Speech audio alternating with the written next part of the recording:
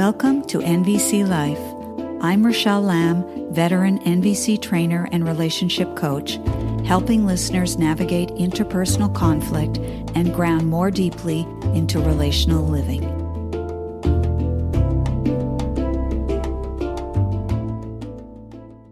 NVC does not mandate that we remain completely objective and refrain from evaluating. It only requires that we maintain a separation between our observations and our evaluations. NVC is a process language that discourages static generalizations. Instead, evaluations are to be based on observations specific to time and context. Marshall Rosenberg. Greetings, fellow humans. For those who are familiar with nonviolent communication, you already know that one of the 4 steps of the NVC process, typically the first, is to be able to make a clear observation. Imagine you want to discuss something important with your partner, the old "we need to talk" conversation. You're going to need to open with what's on your mind, and if you're adhering to NVC practice, you will most often begin by making an observation, something like, "When you didn't let me know, you would be 30 minutes late," or "When you say I'm too sensitive." These are examples of NVC observations. My own approach to helping people make clear observations is very simple and based on the quote that I opened this episode with, which is from Marshall's book, Nonviolent Communication. I offer exercises similar to those in his book in Chapter 3, Observing Without Evaluating, so that people can clearly appreciate the distinct difference between observations and evaluations. For instance, tell me which of these is an observation. The speaker was unprofessional. The speaker arrived 50 minutes late for his presentation. Or how about this? Charlie behaved selfishly, or Charlie skipped to the front of the queue. Do you notice the difference? For in-person trainings, I typically devote an hour to the discussion following an exercise that people do in small groups that make the distinction between evaluations and observations. What people report during the exercise is that it's much harder than they initially imagined it would be. They are often surprised to learn that much of the time they initiate their most challenging conversations with evaluations instead of observations, which almost always makes matters worse.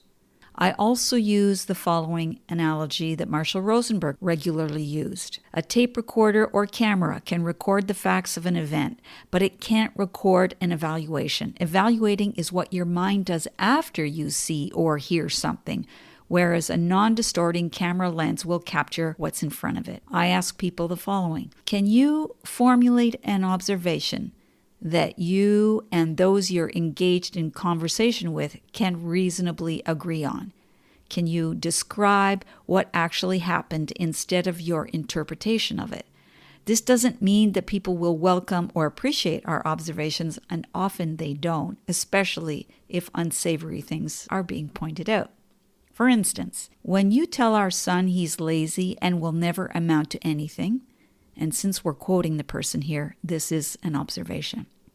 I feel sad and concerned, those are the feelings, because I want our son to believe he can succeed in the world, and also to believe that he can speak to us candidly without fear of criticism.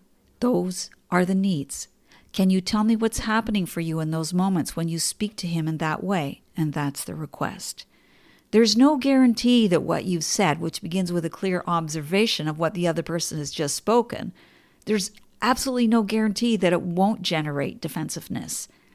It stands a better chance, however, of leading to a productive dialogue and is definitely better than saying, "You're destroying our child's self-esteem."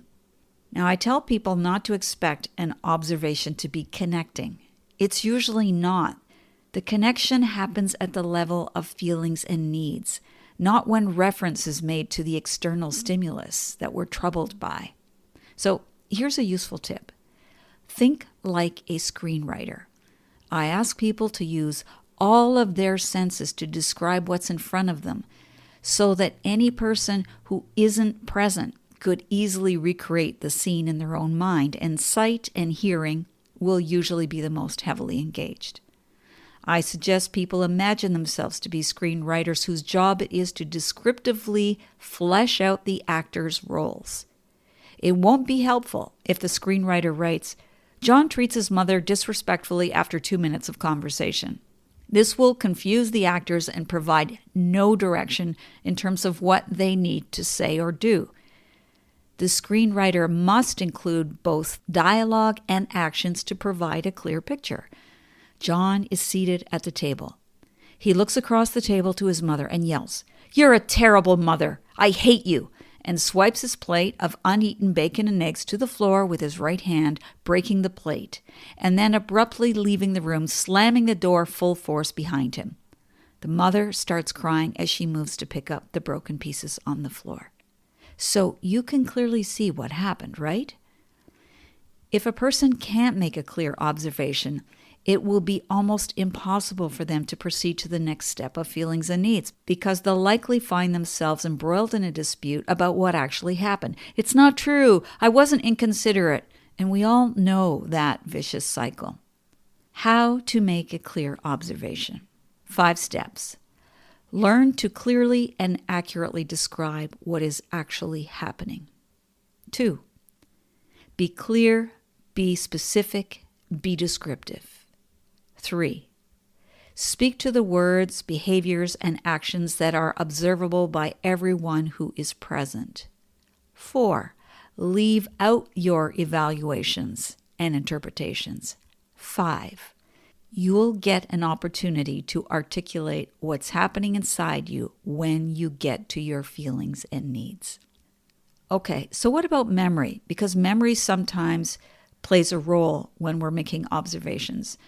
And memory can be a slippery slope. If we're recalling a past event, there's always a chance that there won't be agreement on what transpired. Unless you have a recording of the event, it's likely that neither one of your recollections are accurate. Kendra Cherry writes in an article, "False Memories and How They Form." While we might liken our memories to a camera, preserving every moment in perfect detail, exactly as it happened, the sad fact is that our memories are more like a collage, pieced together sometimes crudely with the occasional embellishment or even outright fabrication. End quote. So don't bother trying to figure out who's right about what happened. It won't help. It will only add fuel to the fire. Focus instead on the present moment, on how you feel now, and what needs are arising inside you now. Here's an example. I've been tracking over the last few days how I'm still feeling hurt and resentful as I reflect on our conversation last week in the car when we went to visit my parents, remember? I think we can both agree that it didn't go well and that neither one of us felt heard.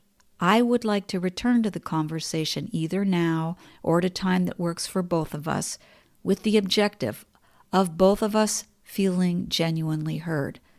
I don't like how not discussing it creates distance between us. Would you be willing to do this with me? A conversation that references a past event is much more likely to lead to connected engagement if it retains a focus on feelings and needs in the present moment, rather than who said what. The observation in this case makes reference to feelings of hurt and resentment over the past few days in the context of an earlier conversation that didn't go well. Proceeding in this way doesn't mean that the conversation won't be challenging. There's a good chance that it will be, but it does increase the likelihood that both people will come to the conversation with more openness and curiosity about what's going on for the other person. Okay, I want to say something here about the nature of reality as we're speaking about observations. What has increasingly rendered the subject of observation challenging and frustrating in these times is the growing trend to elevate personal feelings and personal truths, meaning my truth, to the point of being factual and unassailable. If I feel unsafe, then it must be because of you. Clients have told me that they are often afraid to challenge a partner or friend's belief or behavior because the person will frequently respond with, "I'm not safe with you," or in NVC lingo, "This conversation isn't meeting my need for safety." Clients also tell me that they haven't always felt this way and that something has changed in how people engage. And I would agree with that. That social media platforms and identity politics have significantly impacted conversations.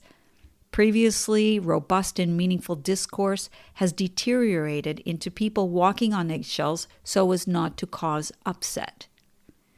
Now, as fertile and valid as a person's interior world is, we are at great risk of losing sight of the larger world beyond our own respective fabricated realities when we prioritize the personal to the degree that is often encouraged, and something which NVC and other self-help modalities can unfortunately and unwittingly facilitate. In the book, We've Had 100 Years of Psychotherapy and the World's Getting Worse, co-author James Hillman writes, "Not just any talk is conversation. Not any talk raises consciousness. Good conversation has an edge. It opens your eyes to something, quickens your ears, and good conversation reverberates.